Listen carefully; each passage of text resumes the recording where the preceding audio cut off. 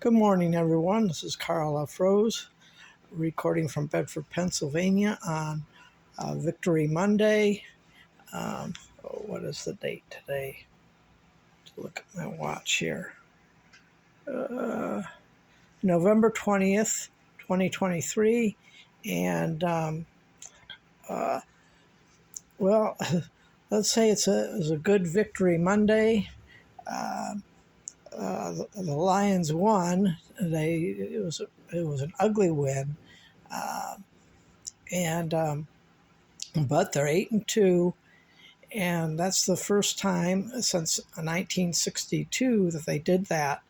I was only 4 years old at the time, so obviously I don't remember that game. I think it was like around 68 when I started. Yeah, it had to be 68 because I remember the 68 Tigers winning the World Series and watching that. That's for a Tigers video. Anyway, so it was a nail biter. Basically, this is why the Lions are not SOL. They just proved that with yesterday's win. I was just really disgusted for the first three quarters. And that's all on Goff. Goff had a bad day.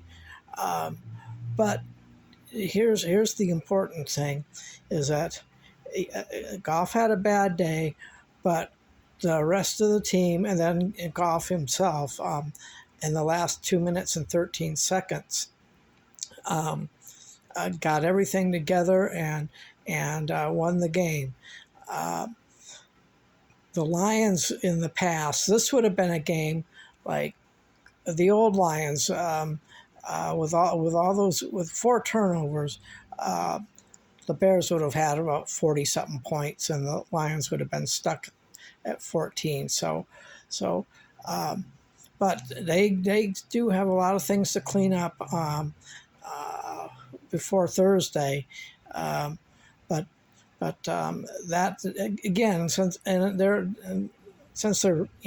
they are a good team, and they just have to find ways to win. It might not be the ugliest or the prettiest, but they did. And what I wanted to mention, I was getting ready to blast Dan Campbell, but they put it all together. And one thing I noticed is that the clock management there, because they were down 2 scores. And the clock, Dan Campbell called the timeouts at the right time. Goff got back on track, and but for the first 3 quarters, though, the Lions still have the nagging issue of not getting to the quarterback, not enough pressures. And I'm not gonna blame Aaron Glenn. Actually, I'm gonna give Aaron Glenn some credit.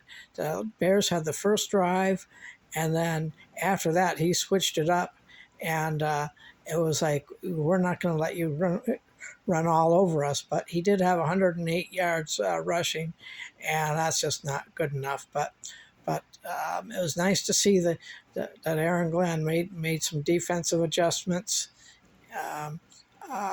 right after that first drive instead of just continuing on. Otherwise, that would have turned into another Baltimore or a game like Carolina last year. So, but Aaron Glenn can only call certain plays with what he has on the field. And that's not on him. He's just doing the best he can with what he has available. That falls on Brad Holmes, and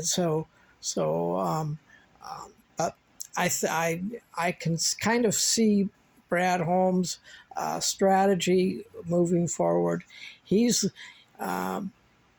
I was furious when he didn't get anything defensive help and before the trade deadline. But we'll have to see how these new people work in these new players, defensive players they picked up recently. Um, but yeah, Hutchinson needs help.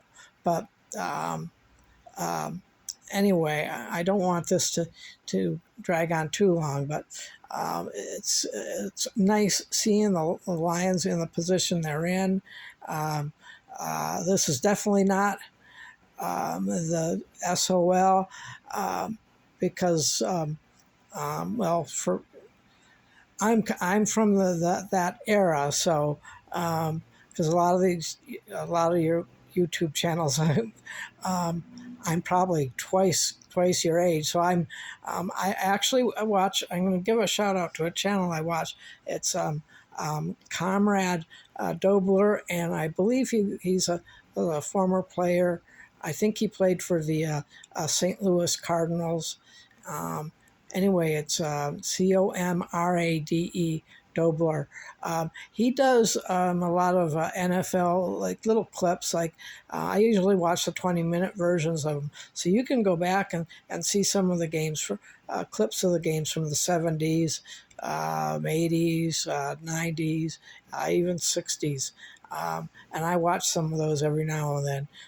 Actually, I watch not specifically just Lions games, but all those games going back to that time frame, and it's pretty interesting. I remember when I see the Lions ones, it just brings back a lot of memories. And like I said a few seconds ago, yesterday's game. In the past, under different management setups, that would have been a complete blowout loss for the Lions with 4 turnovers. I mean, even nowadays, teams with 4 turnovers, that's hard to get a victory out of. But the Lions did it. The, grit. That's all I'm going to say. Yeah, I've already been rambling for 7 minutes here now. But the thing is, it was a nail biter, but my favorite play. Well, yeah, my favorite play was the very last play of the game where Hutch went in, and instead of us, because I think he probably could have sacked Justin Fields, but instead he went in there and swatted the ball out. Then the tackle, that I think his last name is Wright, who was basically handling Hutch all game long. Hutch finally went around to him, got to him, swatted the ball down, and the guard accidentally going backwards, accidentally kicked the ball, and it went shooting back for the safety, and that basically sealed the game. That made it 31-26, and there was like 11 seconds left or something like that. And I hope Fox never gets hurt. And I hope they never try and have Hutch try and kick the ball. But that was funny as hell. After that, he got the ball and he kicked it. He punted it. I was busting a gut on that one. But what was really inspiring was the David Montgomery touchdown. And he was running all day. He was sending the Bears a message all day long, and finally his exclamation point was the touchdown run that put the Lions ahead for good, and that was really key. I knew J-Mo was going to get a catch. I just knew it, and he did, and that's kind of how things started turning around. Anyway, so almost 10 minutes now. I got some other things to do, and until then, have a happy Thanksgiving. And if you drink out there, if you drink on Thanksgiving, please don't drive.